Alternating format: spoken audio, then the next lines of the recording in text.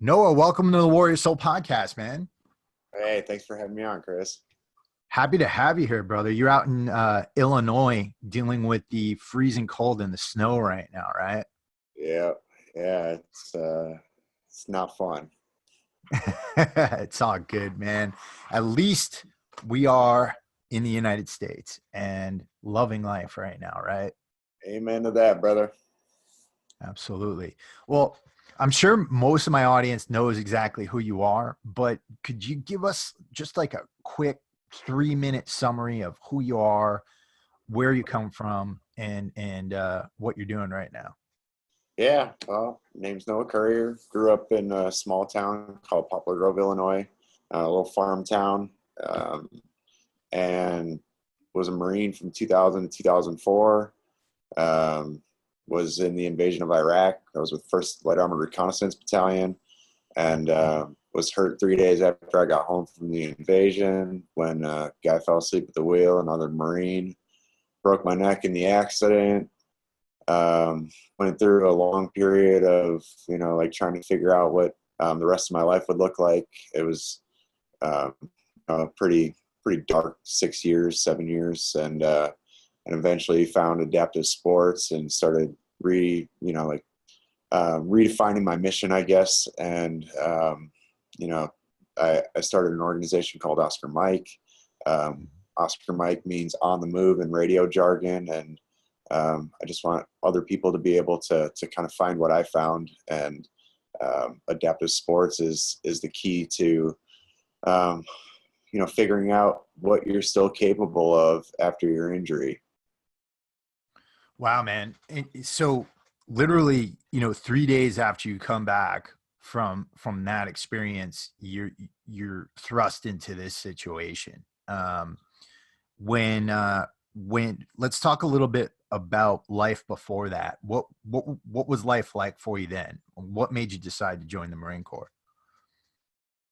Well, my dad, who adopted me when I was 5 years old, he was a Marine back in the early 70s. I think he joined in 72.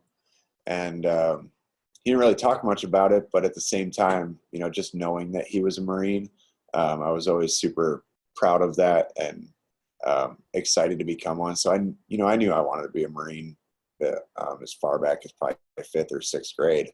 Um, and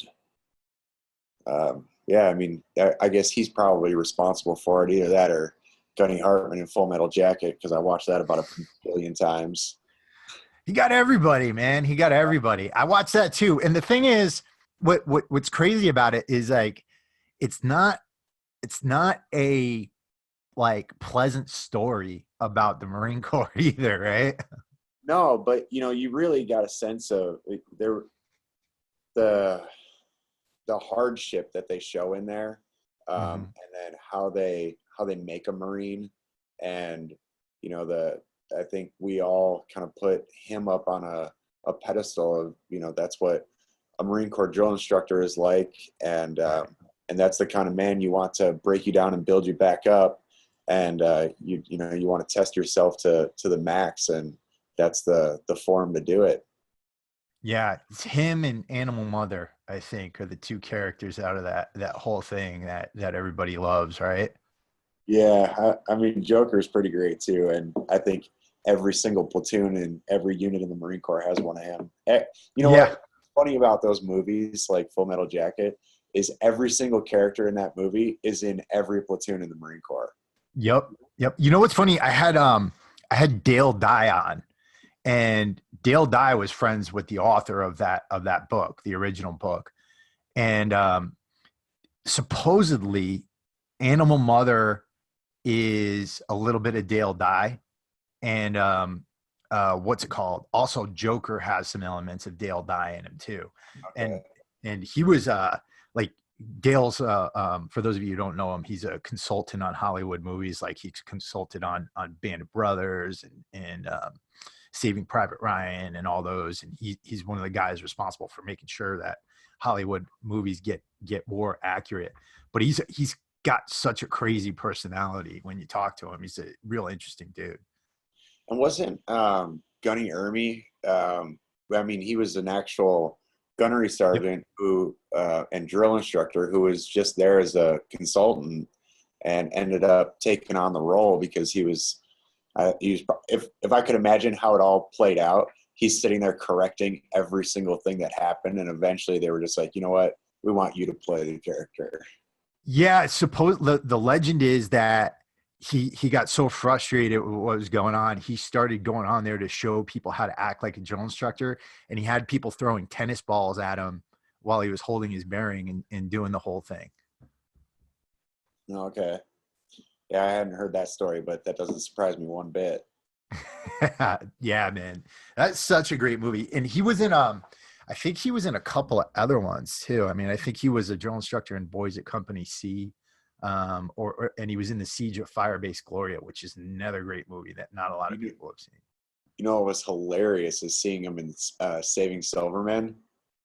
Saving what he played like didn't he play like a gay coach or something like that in that?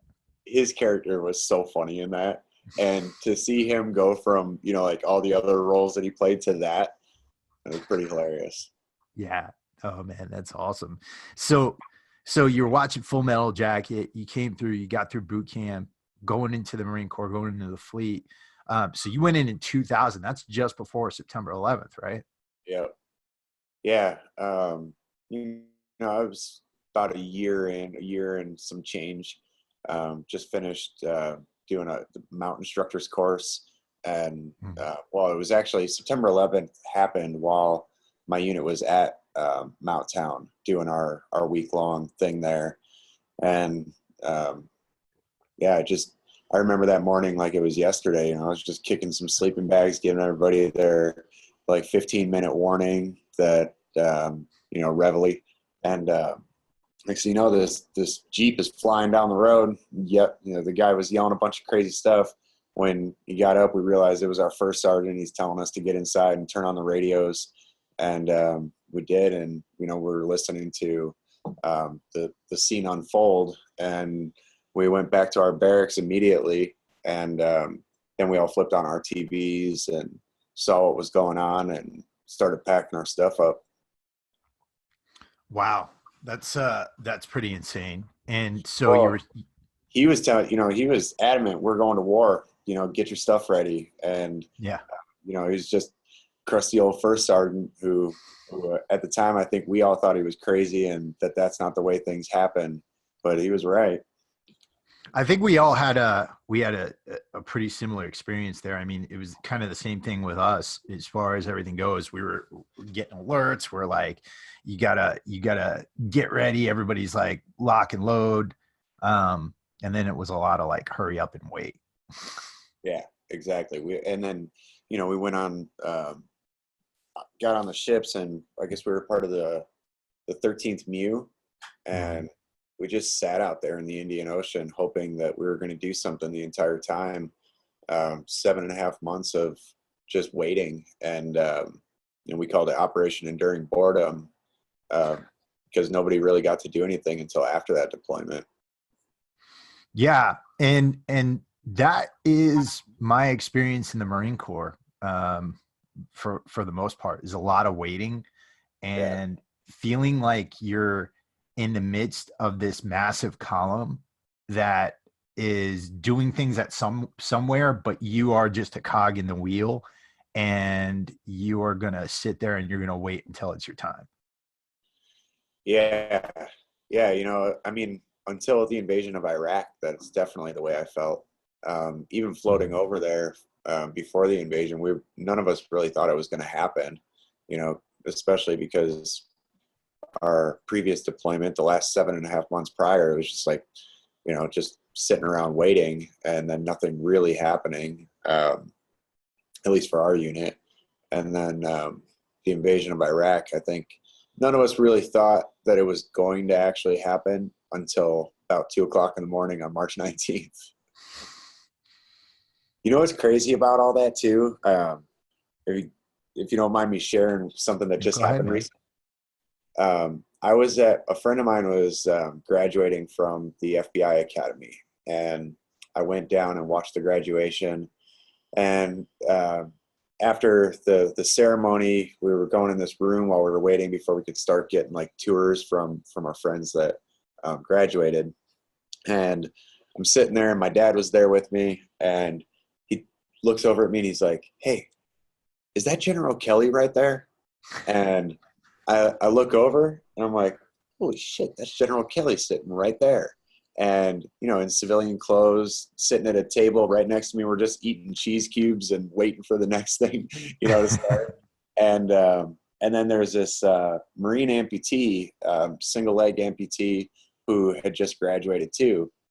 Um, and he introduced me to him, and it was unbelievable. I mean, I just sat there having a conversation with General Kelly that was so candid, and he right away asked what unit I was in and when. And when I told him first LAR from 2000 to 2004, and I was in the invasion, it immediately we connected, and he started telling me about all the decisions that he was making that were affecting my unit, and Wow. to hear that from the general's perspective, and then how he remembered, very specific times where he would say, I remember I needed you guys to do this and that. And then from my perspective, I was telling him how it was affecting us. And I'm like, man, I didn't know that you were the person that made that call. But when you did, we spent the next 48 hours going up and down the river looking for a spot to cross. And, this is what happened. And this is how it all unfolded. And I mean, I wish I could have sat there with them for hours talking about it, but I only had about 20 minutes.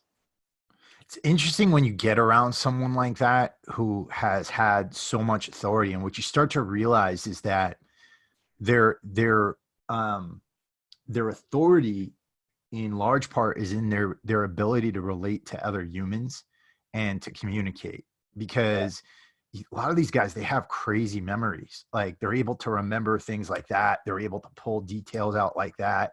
And it's really a talent that a lot of these higher up guys have. Yeah. And yeah, the relation that they have, the or care that they have for others, like some of them, like General Mattis. I mean, that's what he's famous for. Right, right, exactly. I had General Mattis's co-author on Call Sign Chaos on here, Bing West, and he was talking about that, just that ability to relate to other human beings, to see things that other people don't, and to just have that power of recall. I mean, that's something I want to work on like crazy too. And you're in a position now where you're leading a lot of people, right? Yeah, I mean, I I don't really view it that way, but yeah, I mean, I'm in it with them. I'm participating in everything side by side with everyone. So, um, I guess you can call it what That's you will. leadership, brother. What's that? Well, that's leadership. Yeah. Um, so tell me a little bit about Oscar Mike, how it came about, because I know you had your accent. You said you had a dark 6 years, right? Yeah. Well, what, so I just gotten back from the invasion. I was doing fine mentally. I felt like, um, and I don't think any of the effects of any of that kind of stuff even start to creep in for a while. And usually it's after the transition out. But then I went from the invasion to being paralyzed to right when I got home from the hospital. I'd been with a girl for 7.5 years at that time, and she fell asleep at the wheel on her way home to my house after work one night, and she died in the accident. And Oh my God. so it was just, like that destroyed me. I felt like I was doing all right with mentally from the war. I was doing all right mentally from my accident, but when she passed, it was the last straw. I broke, and I broke hard. Holy crap, man. That how long after your accident did that happen? It was within a couple months of me getting home from the hospital out of rehab. So it was really fast. And you know, I mean, I couldn't imagine being in a situation like that where my significant other, somebody who I loved, was just taken from me in a time when I was at my most peak of vulnerability. What types of things did you do to recover from that? Well, I didn't really want to, I think the the suicidal tendencies were at their max. You know, I I didn't want to reach out to anybody for help. I didn't want anybody's help. I just had no desire to continue on. My purpose, my passion, my love, everything was gone, and so was my physical ability. Right before we started the podcast, when we were talking, you were telling me about jujitsu and being sore, and I was telling you how much I miss jujitsu because that was a big piece of me prior to my accident. My always just testing myself physically, and kind of turning my body and mind into um, uh, a sharp weapon. Was what I really enjoyed doing, and then that was all taken from me. I felt like, now um, I figured out that it didn't have to end there, and I'm glad that it didn't.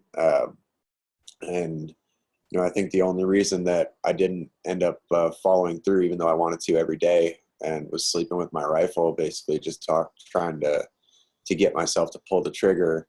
My mom was I was staying at my parents' house, and my room was right down the hall from them, and I just didn't want my mom to find me like that, because she was already, she, if you could imagine, I can only imagine what it's like being a mother and having to spend 24 hours a day awake watching the news to see, a glimpse of your son's unit, and the worry that comes along with that. And then, and then having to watch me go through rehab and, barely surviving an accident, to being a quadriplegic and paralyzed from the neck down, to watching your son lose the love of his life. And, she was having a really hard time with all of it. And you could just see it, how it affected her. So I didn't end up, I never pulled the trigger. And every day, I would kind of be angry with her without her knowing the reason why I was angry. But, it was like, this is all your fault that I can't pull this trigger. And, in the end, it ended up being a blessing, because now I get to do what I do. And, I wouldn't change it for the world now. Was there a specific thing that kind of made the switch in your head that kind of pulled you out of it, or was it just kind of like a gradual thing that you woke up every day and it became a little bit easier to deal with? No, a friend of mine showed up unexpected at my house one day. Just, I had to the area to my room. They remodeled a 2-car garage into like a little studio apartment for me, and my friend just showed up unannounced, walks right in the door, and he saw me sitting at the edge of my bed with my rifle, and I quick put it down and just pushed the pillow over it. It was already too late. He saw me, and he basically, pretended like nothing had happened there, and just talked to me like a friend normally would, or said all the same things that he normally would. Except he told me that I should go to this event, this skiing event for people with disabilities, and it was coming up real soon. So he signed me up, or helped me sign up for it, and then I had this thing that I had to wait for, to come around the corner, and I went with him. At first, I definitely resisted. He had tried to get me to go the year prior too, and I didn't go because I thought, man, I'm a quadriplegic. Skiing is not going to happen. And then I eventually agreed to it, and I went. And I was sitting there at the top of a mountain, and I talk about this all the time. And I just say something clicked in that moment, because I felt like alive. I felt fear. I didn't know what the outcome was going to be when I started going down this mountain. I thought I was going to break everything I had left. But that that fear and adrenaline that I had gave me something that I hadn't felt in a really long time. And I quickly became addicted. I mean, I do have a pretty addictive personality, and, you know, I got hooked on that basically, and life again. I signed up for school almost immediately after that. I went skydiving right after that. I signed up for the National Veteran Wheelchair Games. I started competing in things, and the trajectory just changed like immediately. There's something I think about seeing the world and how small you are in the world that I think creates switches like that. Like being on top of a mountain and seeing how that thing could kill you, and or being out in the middle of the ocean, for example, that just kind of snaps you back to the present, and it kind of helps you to put your problems into perspective, right? Right. Oh, I totally agree. Yeah, that's like, I don't know. I think that's one thing, because the more we stay in, because I work from home, right? This is like a little tiny room. I live in a little tiny house in California on like the edge of the desert, and I find like if I don't get out of this room, um, and I don't go out there into the world and I don't see the world, then the self-talk, the story up in here, that starts to take over a little bit, right? The story in your brain. And it really is a story you start to tell yourself, and that story starts to become more and more real the more you indulge it. And I think it's important for all of us to get out there and get out of our heads at some point, and get into something else. Yeah, you know, the other thing one of the things that I wanted to do, you know, when you're in the Marine Corps or any branch of the service and you're doing something really shitty, Mm. or really hard, you always make it through it. And the reason that you do is because you got all these guys and girls to your left and right, you know, that are going through it too. And I think, you know, it's often referred to as the suck. And how do you make Mm. it through? You do you know, you're looking around, you got all these people that are not only supporting you, but they're also not giving up, and they're not giving up because you're there. You're not giving up Right. because they're there.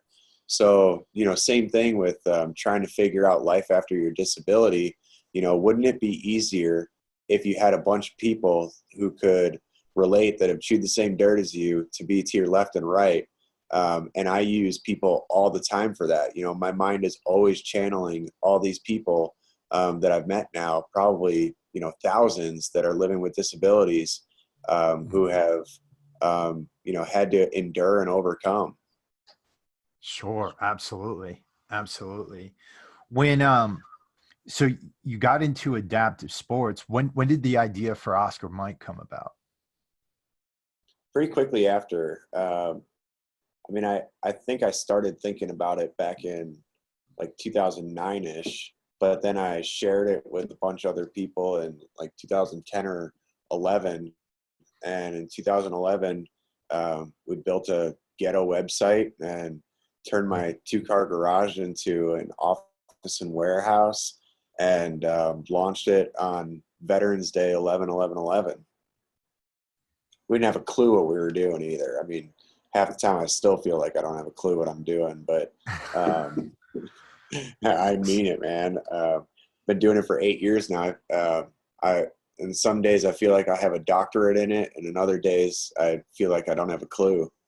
That's entrepreneurship, man. I mean, like, you know, I always tell people, when I started this podcast, I literally woke up one day and decided I wanted to start a podcast, and I watched a couple of YouTube videos about how to do it, and like didn't have a microphone, didn't have anything. I was literally like, I put a couple of pillows around my computer to try to improve the audio, and I was like speaking directly into the computer. And so my first like 10 episodes really suck, and my first website sucked, and everything sucked. But there's something about just starting something, right? There's something about just diving in and getting going, even though you don't know everything you need to know, because you're gonna learn as you do it, right? Right? Yeah. I mean, heck, that's how we learn most things in life.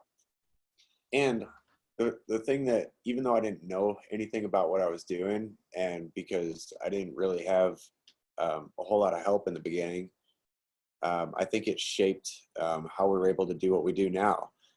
I had to design things in the beginning, so I had to learn how to use design software. I had to learn how to make a website. I had to learn, like how to do all the paperwork and the bookkeeping and like all of that stuff. And had I not done each of those things myself, when you go to hire somebody, how do you know what the expectations should be? How do you know the time requirements? How do you know, like all of these things, unless you did them yourself at one point. No, exactly. And that's the thing. Like, I think so many people are in such a rush to make everything perfect, to get things going. But you got to do those little things. You got to go through that period of mastery before you're gonna be able to have the skills necessary to move forward and to lead people, right? And Right. that's that concept that comes in again, is if you're going to be able to bring people on your team, you got to know what the quirks are in your bookkeeping. You got to know what the quirks are in the design. You got to have a feel and a vision for where you want to bring the brand to. Particularly with something like clothing, because there's a look and feel to everything that you need to convey, right? Yep. Yeah. No, I agree 100%. I mean, the vision with us has always been to to push people to get them active or on the move, Mm-hmm. and Oscar Mike, and I feel like that messaging, it probably wasn't the easiest to grow an apparel brand with that kind of messaging. If you're starting from scratch and you're really trying to do that, I mean, something like that has probably been done a million times, and by people with a lot more money to dump into the marketing and all that. But then I didn't want to design shirts or apparel with like silly slogans on them, or all the off color stuff, or just use humor to sell shirts. Mm-hmm. Probably because I'm not that funny of a guy either, and I didn't want to have to constantly try to be funny all the time. Um, Yeah. Even though I appreciate that stuff, it also isn't the kind of stuff that I was into or wear. I'm very basic. I like simple stuff, and I think that you can see that in a lot of our brand too. I don't like a lot of like flashy things. Now, from my understanding, Oscar Mike is really two organizations, right? There's the Correct. business, and then there's a 501c3 charity, right? Yep, exactly. And then one of the So we genius things that you set up there is that your business helps to fund the 501c3, right? Right. So, in the beginning, and it's not like that was a big master plan from the beginning. In the beginning, me and my buddies just said, we asked an attorney, a friend of ours, if he could help us file 501c3 and get it going. And he said, yeah, but it might take 18 to 24 months before you get the approval. So we just asked him to file for an LLC on the same day, because that could be done, literally the same day. And we did, and we started selling some shirts. I mean, a handful of them, and we just figured that would be a good way to start the momentum, get the word out there, get people like wearing the mission across their chest. It was almost like asking people to carry a sign around, except people get dressed every day, and it's easier than walking around with a sign saying, support this thing. So 18 months later, we got the 501c3. And at that point, we had already had a bunch of designs. And it was at a really interesting time, because there were a couple big charities that were, being scrutinized and publicly for how they were spending their money. And, people that don't really know anything about business or large nonprofits were really beating them up, especially on the internet, over, where they spent money. And we just figured, if we could absorb a bunch of overhead with the apparel company, and a lot of like the little tasks that a nonprofit that's growing would usually have to pay for, then our ratio would be a lot better. So basically, if you're going to donate $1 to the nonprofit, if you have this apparel company that's just helping absorb all the overhead as a separate entity, then your dollar can actually go to programs. No, that's genius, man. That's a genius model as far as things go. And yeah, man, I remember that because you got certain charities out there that are doing great work. And honestly, even the ones that are catching a lot of criticism are doing work, right? They're putting Right. awareness out there. They're creating events and things like that. But a lot of people take issue with executives in 501c3 charities making $500,000 a year, even though they might be providing tons and tons of value. I mean, it depends, but it's about where your dollars are going, and it's good to know that if somebody donates to your 501c3, then that dollar is going to go to actual programs that are actually going to reach veterans. Yeah, and I've definitely since I've gotten into it, and since I've learned a lot more about charities and business over the last 8 years, I think when I first heard all that stuff, I was really put off by it all too. I couldn't believe what I was hearing, and some of the executive compensation that was happening in the charity space. And then as I learned more and I realized what it takes, if you were to ask me, it's funny, like if somebody says, you're the CEO of Oscar Mike, right? I don't really consider myself a chief executive officer. Mhm. But because I feel like, that's just such a business title that has to get Mhm. earned by working your way up a corporate ladder. And I never did that. I just started something. I don't think that automatically makes you a chief executive officer, even though you could give yourself that title.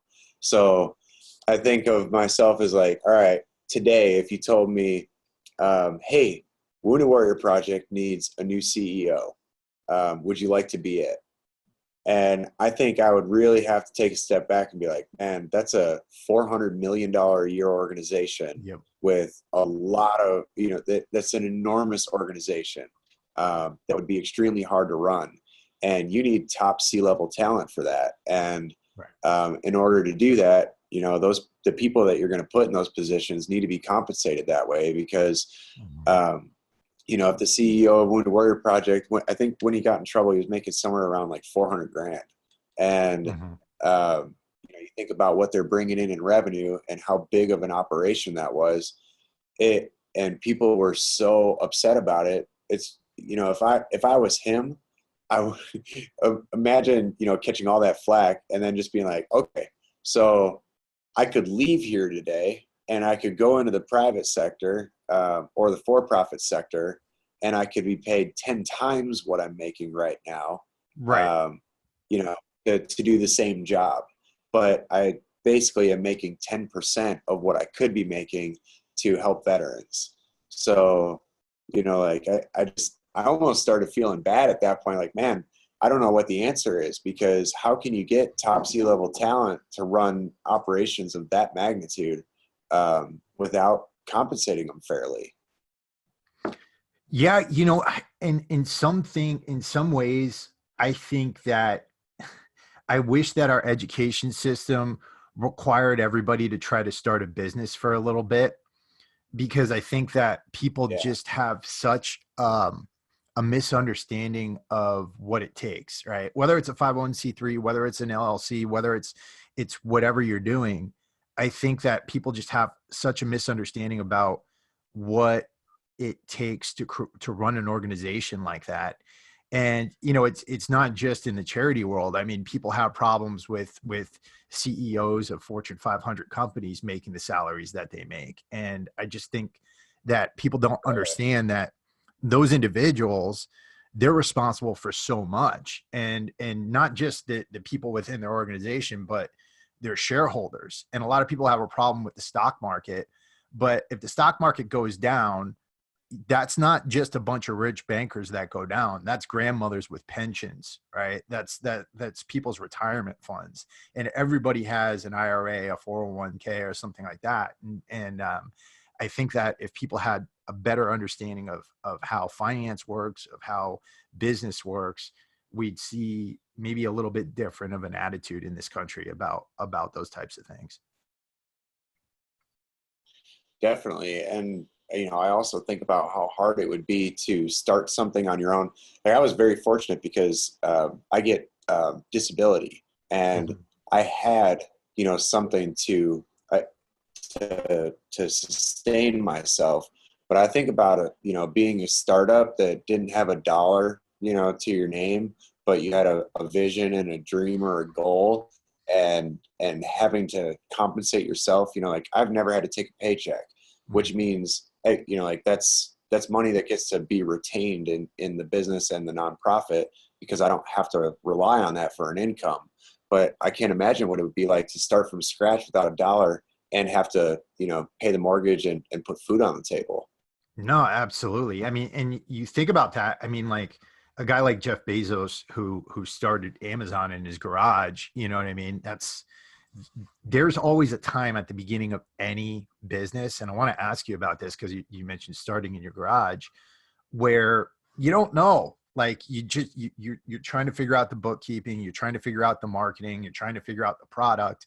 And you know, then you get a few sales, right? And a little bit of profit comes in, but then it's like, okay, I got a few sales, but now I need to grow, and I need to figure out what I need to do to grow, and I need to figure out what I need to do to get a team in here. What was that transition like for you, going from the garage to saying, and having it be like a small business with you and your buddy, to saying, okay, we need to build this thing up? And because that's a place where a lot of people fall off and a lot of people die. And I've actually been in that situation before where I was about to grow and then I made some stupid decisions. And then all of a sudden I'm like, back to zero. Yeah, for me, it was, I talked three other guys in wheelchairs into helping me out, getting us started in my garage.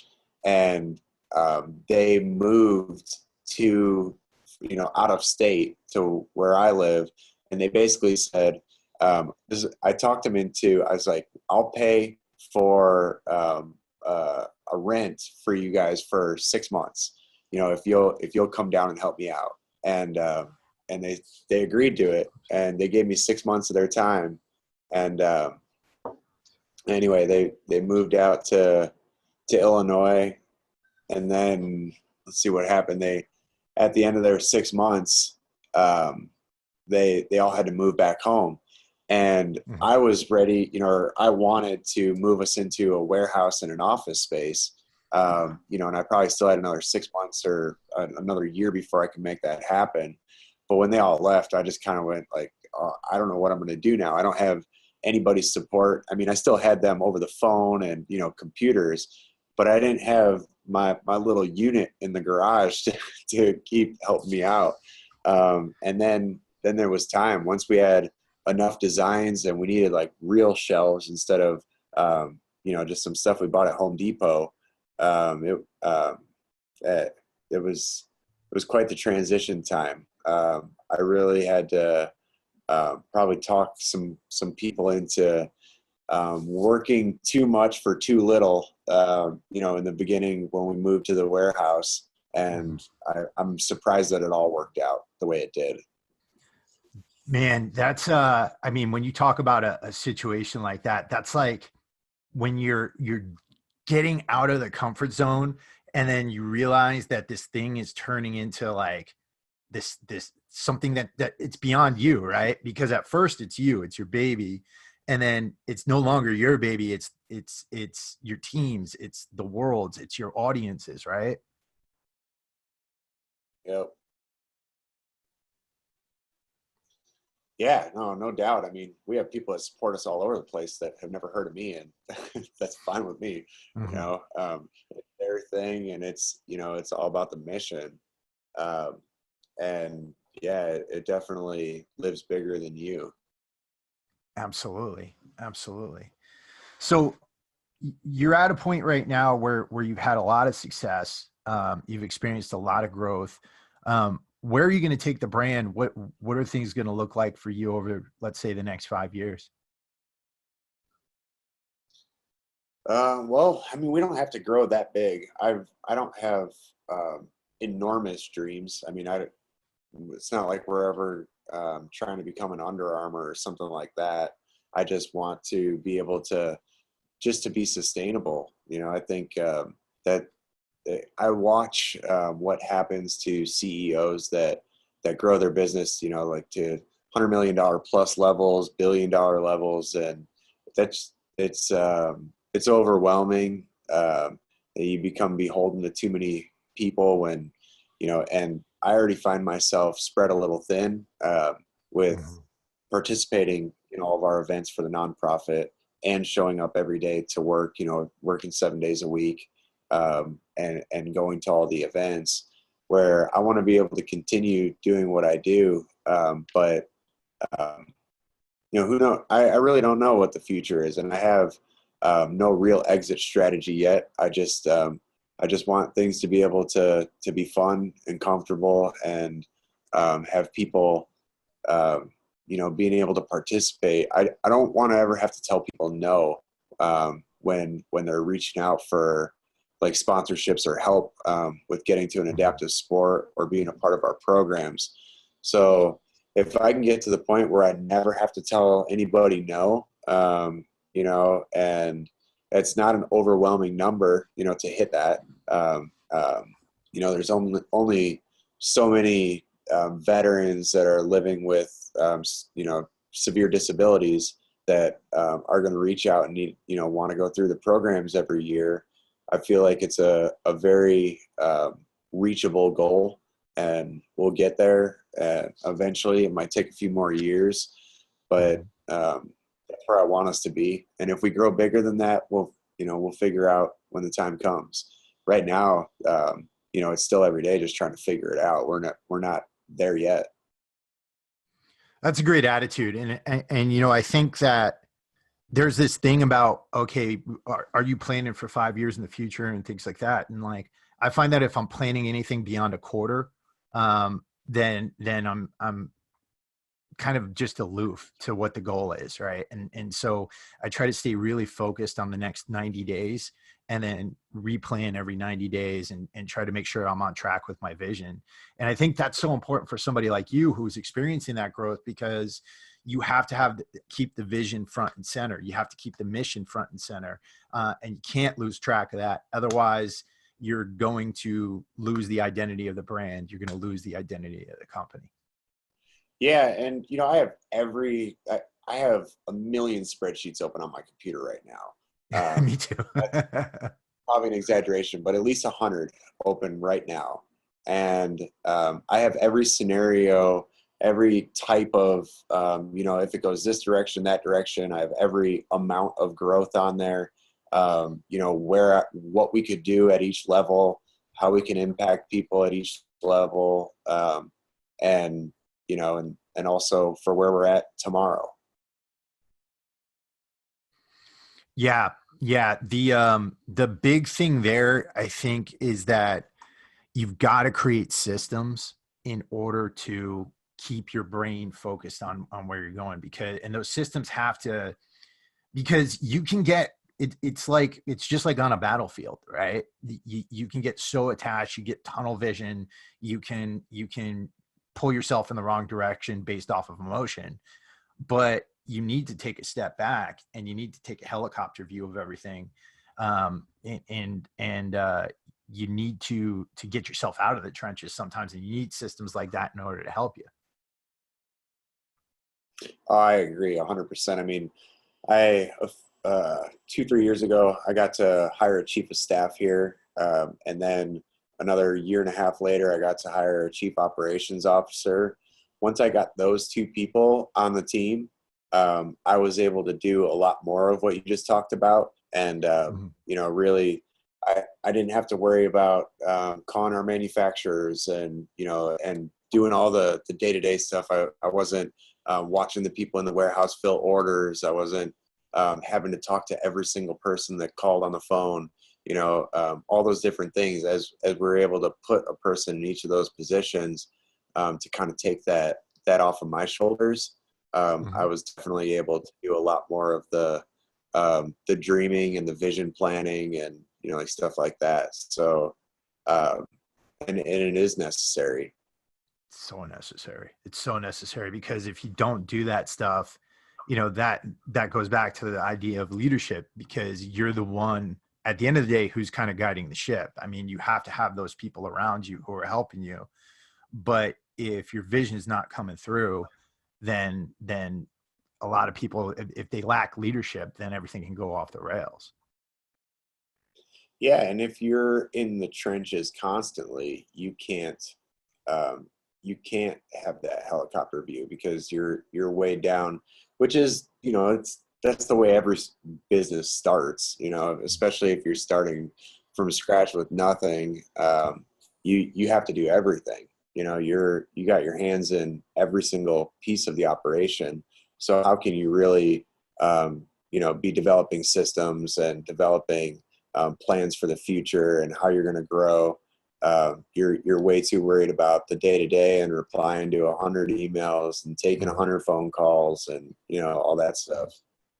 100%, man. So right now you've got your team. What's your typical day like, Noah? I typical day, I start getting ready about 2 hours before I leave for work. I am a quadriplegic, so it takes me quite a while to get ready in the morning. It's not a fast process. You know, a funny story about that actually. I was getting ready to do a thing with Shark Tank, and you know, we were just about to sign the contract, and I was pretty nervous about it, but I was also excited to go in and, like, you know, meet Mark Cuban, and I figured, you know, that was going to be a cool opportunity for us. And I just made a comment about meeting Mark Cuban, and my dad said something like, you know, he puts his pants on just like you do every day. And I was like, the hell he does. You ever see me put my pants on? You know, that guy probably seconds. You know, he doesn't have to roll around in bed for a while to get him up. And you know, it's just a funny comment, but it's so true. You know, the thought of, I was just talking with another quadriplegic who has his own PR business, and we were talking about like quad fatigue, and, or, you know, like how if you're sitting in pain all day and it takes you so long to do all of these things, like even just to get to work, by the time you get to work, you're probably already exhausted from, you know, the process of doing it and getting out in your vehicle and transferring out of your wheelchair a bunch of times, you know, to get dressed and in the shower and in your vehicle and into work. That by the time you get there, you already have less energy and more pain than most people that are ever trying to do the same thing as you. Yeah. And then you get to work and, you know, you start replying to your emails, you start putting out the fires from the day or the night before. You start, you know, talking with your staff members and having meetings and phone calls and podcasts and, you know, whatever else you're doing for the day. And then you go home, you work out for a little bit, make some food. By that time, you know, time to get back on your computer, see if any other important things have come up by the time you left work and did those things. And then it's bedtime and you got to start all over again. You know, so that's a typical day. But I also have, you know, the nonprofit stuff, and it's not just coming into the office. I mean, I run both out of my office here, but I also participate in all the wheelchair rugby tournaments, hands-on with a lot of the other programming that we do with the obstacle course racing and the clinics at our compound and the fundraising, you know, all of that stuff. So I'm still all over the place, but there is some structure to my days. That's I mean, it's really important to keep that kind of structure. Is fitness kind of part of your company culture with the adaptive sports? Do you keep like fitness facilities on hand? Do you guys work out together? Not really. And we work, and most of us live kind of out in the middle of nowhere. So at the compound, we have a gym in what used to be, like when we got the facility, there was like this boathouse, which is just like a small little garage to the facility that we turned into a gym. And during the wintertime, I use that a lot. And then during the summer, there's so the compound is on this lake that has a 5 mile or 4.5 mile road that goes around the water. And I push my rugby chair around that every other day. And so, I mean, it's a big deal to me here in the office. Some of the other employees for sure too, but I don't push that agenda on anybody. I just, by doing it, maybe they will too, kind of thing. We all encourage each other though. Right.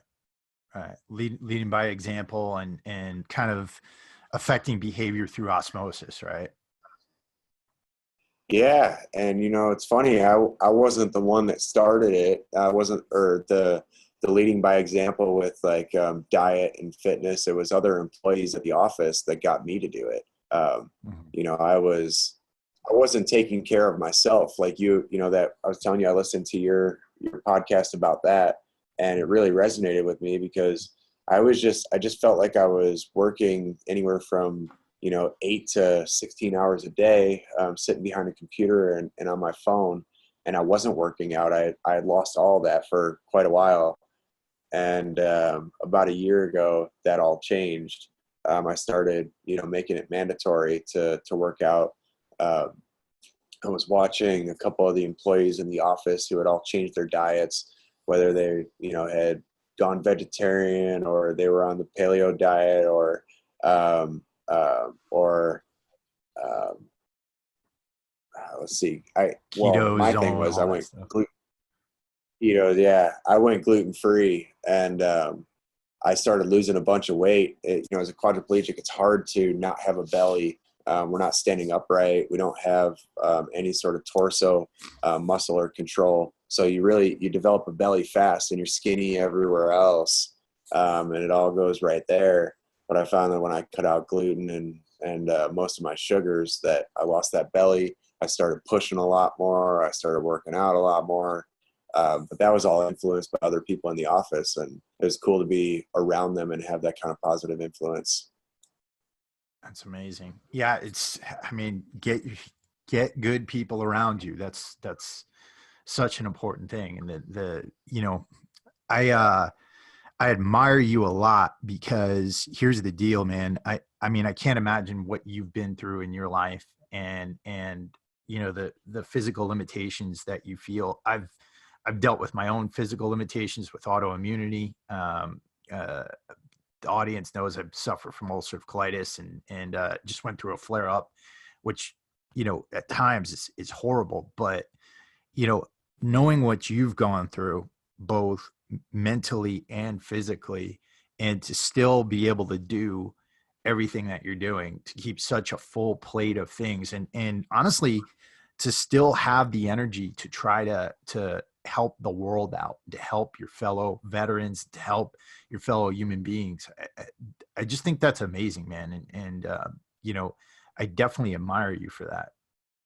I appreciate it, man. But I surround myself with people that are just doing incredible things all the time. I mean, I I literally channel so many different people for the things that they have accomplished, and I surround myself right now. It's rugby season, wheelchair rugby season, and we have the only all veteran team in the country.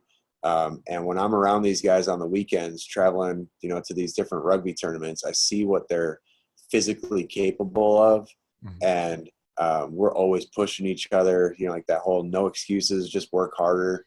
Nobody, my buddy Tim always says nobody cares, work harder, and it's so funny. I mean, he's a little bit higher level than me in the breaking the neck, so he's got a little bit less function than me, but he's probably he's more independent than I am, and I watch what he does, and I'm just like, all right, I literally have no excuses because he's kicking my ass in these areas, and there's no excuse for that. I just got to work harder.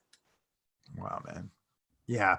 No, that's it's always when you get around somebody who's got it. I mean, same thing here. We got on this morning. I'm talking about how I'm sore going through jujitsu, and you're like, like I'm like, wow, it's just crazy how you can put things in perspective by learning other people's stories and by being around people who've done it.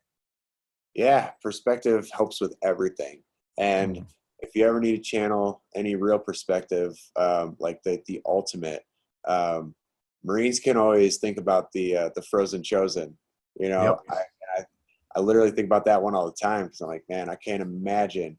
That's the ultimate. You know. I tell you, I just read this book. It's called Battle Cry of Freedom. It's about the Civil War, and it's probably the best single volume ever written about the Civil War. And people are talking about political division in our country right now. People are talking about how the state of affairs is crazy. And if you read that book, I mean, you'll find no, it's not that crazy. And Right. you know, it, and the battles those guys went through. I mean, literally having shoes rotting off their feet, not getting a uniform change for 3 years, and some of the both on the Union side and the Confederate side, some of those guys fought for 4 straight years.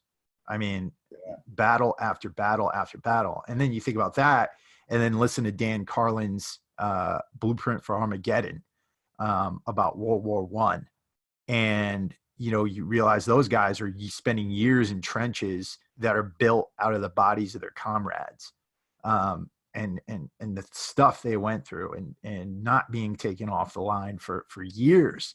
It's absolutely insane when you're able to do that, and you're able to see, wow, you know what, things today are actually pretty great, and Yeah. everything I've been through hasn't been that bad. You know, I mean, it's hard when you want to like complain about something or you want to be upset about something to always think about those things. But if you're able to, and you start thinking about that, you can literally look around and go, all right, it's not that bad. Exactly. Exactly.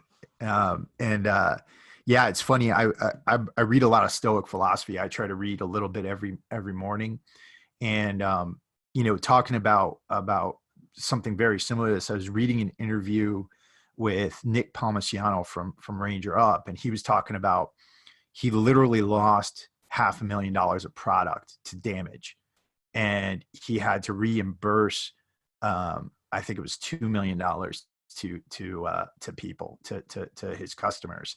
And it's an interview he did, I think it was with the Daily Stoic, and he was talking about how he's reading Marcus Aurelius, and Marcus Aurelius he was an emperor. He had a revolt going on. There were people trying to steal his throne, and he was dealing with all kinds of crazy stuff at the time, but he was able to see that the situation was bigger than him, and that you know it it wasn't necessarily about him, it was about Rome. And I think that's a situation we've all got to put ourselves through. And I think, in your situation where things got to that level, where you experience such loss, both physically and the loss of a loved one, to some extent you've got to get out of your own situation and say, all right, this life is bigger than I am.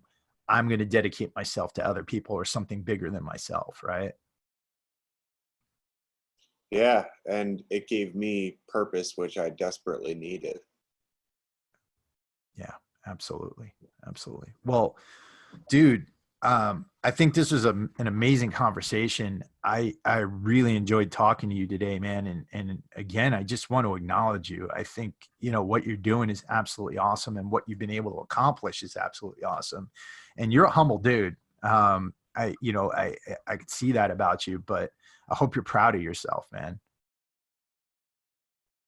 I appreciate all of that, man. And yeah, I definitely am proud of it. I am. When I'm able to step back and look at it all, and watch what people are able to do with us because of the Mhm. work that we put in, I'm very proud of it. Awesome, man. So where can people find you online?